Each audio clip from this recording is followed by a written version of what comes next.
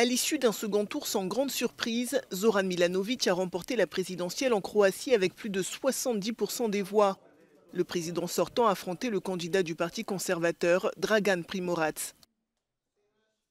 Podsjetit ću da su istraživanja javnog mnjenja koja su rađena uoči drugog kruga predsjedničkih izbora ukazivala da će Milanović ostvariti pobedu, ali da nijedno istraživanje nije uspelo da predvidi koliki će procenat glasova Milanović osvojiti. Ukoliko se uporede izlazne ankete sa istraživanjima koje su objavljena uoči drugog kruga, ispostavlja se da je Zoran Milanović osvojio čak 16% više, dok je njegov protivkandidat Dragan Primorac osvojio 6% manje.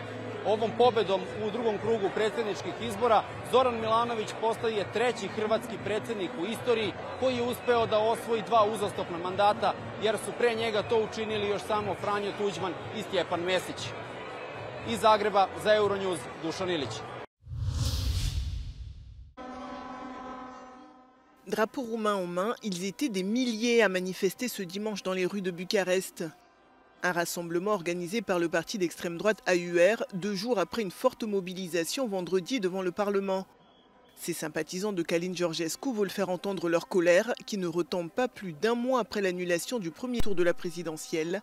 Un scrutin au cours duquel le candidat d'extrême droite était à la surprise générale arrivé en tête.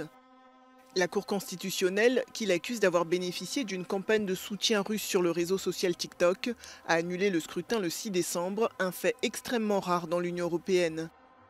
Critique de l'UE, de l'OTAN et opposé à toute aide en faveur de l'Ukraine, Călin Georgescu a déposé plusieurs recours en justice, notamment auprès de la Cour européenne des droits de l'homme. L'élection présidentielle a été reprogrammée pour le 4 mai 2025 pour le premier tour et le 18 mai pour le second.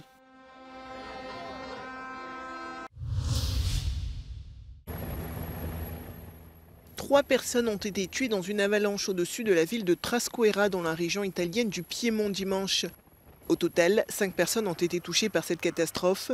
2 survivants ont été transportés par hélicoptère dans un hôpital local. Ce sont eux qui auraient alerté les services de secours.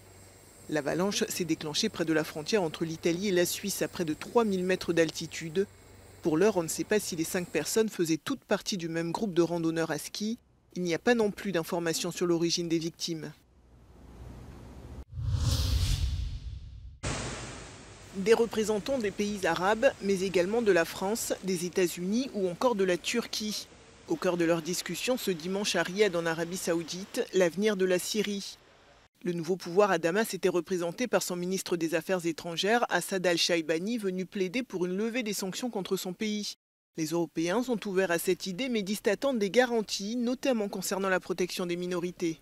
In Syria there are a lot of different groups, so it has to include all those groups. We also want to see no radicalization.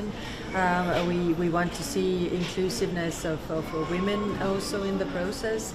Les États-Unis et l'Union européenne avaient imposé des sanctions au régime de Bachar al-Assad après la répression des manifestations de 2011 qui ont conduit à une guerre civile qui a fait des centaines de milliers de morts et de déplacés. Le chef de la diplomatie saoudienne dit souhaiter la levée des sanctions contre Damas pour permettre le développement et la reconstruction du pays. L'Arabie saoudite, première économie du Moyen-Orient, cherche à étendre son influence sur la Syrie 1 mois après l'arrivée des rebelles au pouvoir.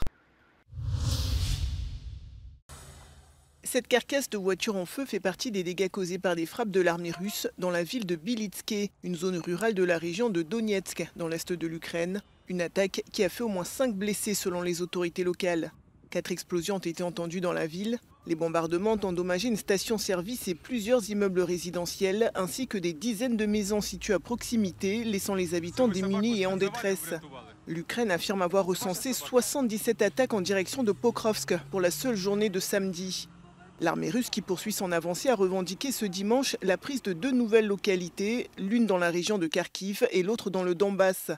Cette guerre, qui dure depuis près de 3 ans, a eu des conséquences dévastatrices sur la population de l'Ukraine. Depuis février 2022, le pays, qui fait face à un exode et une baisse des naissances, a perdu 8 millions d'habitants. Aujourd'hui, il ne reste plus que 35 millions d'Ukrainiens dans le pays contre 45 millions en 2014, année de l'annexion de la Crimée par la Russie.